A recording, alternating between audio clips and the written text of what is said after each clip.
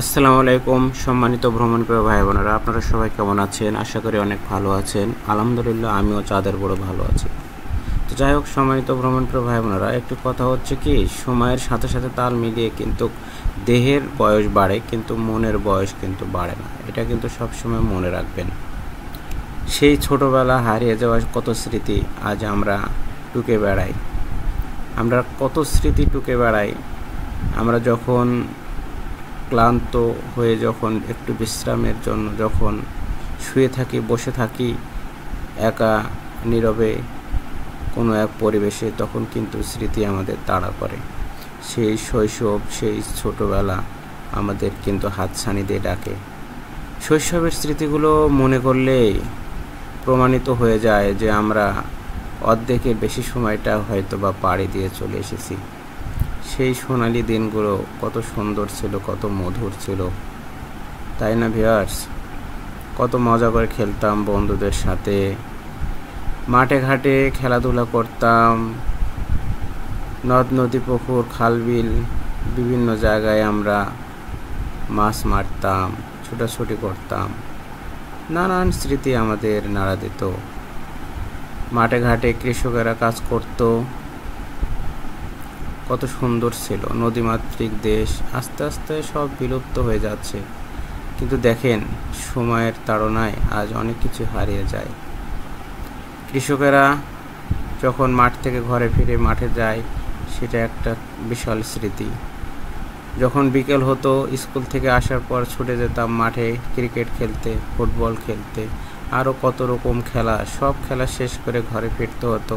তারপরে ঘরে ফেরার পর সন্ধ্যাবেলা, সে সময় যখন বিদ্যুৎ ছিল না, হারকিনের চিমনিটা, কাঁচের চিমনিটা মুছতে হতো, অথবা যাদের প্রদীপ ছিল বা বাতি বলি, কেরোসিন বাতি, সেটা পরিষ্কার করে জ্বালাতে হতো। জ্বালিয়ে নিয়ে তারপরে পড়তে বসতে হতো। কোথাও যাওয়ার প্রয়োজন হলে টর্চ লাইট নিয়ে পথ চলা হতো। নানা বাড়ি বেড়াতে যাওয়ার সময় হলে তো কোনো কথাই নেই, কত লাফালাফি করতাম আমরা, তাই না? গরুর গাড়ি অথবা মোষের গাড়ি নিয়ে নানু চলে আসতো আমাদেরকে নিতে।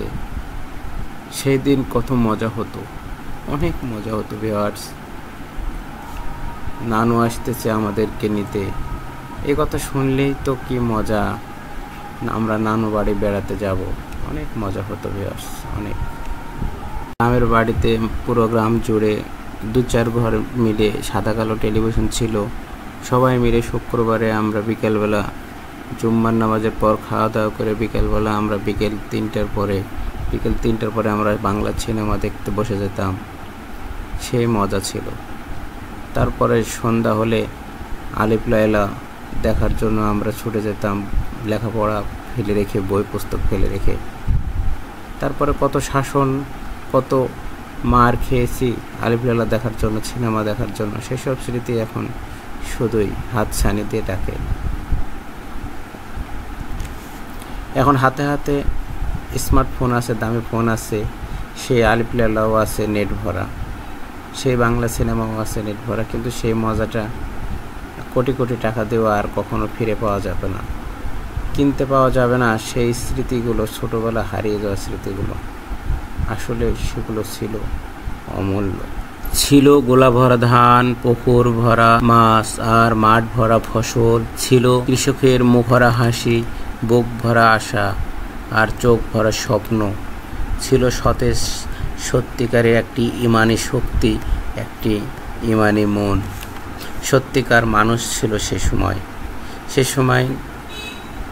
মানুষে কোনো ভেদাভেদ ছিল না।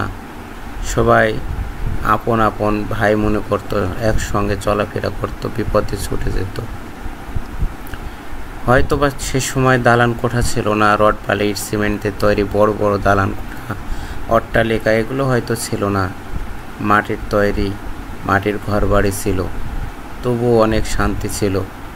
এখনও সেগুলো রয়েছে গ্রামের বাড়িতে কিছু কিছু, সেগুলো কালের সাক্ষী দেয়। সেগুলো বারবার হাতছানি দিয়ে ডাকে।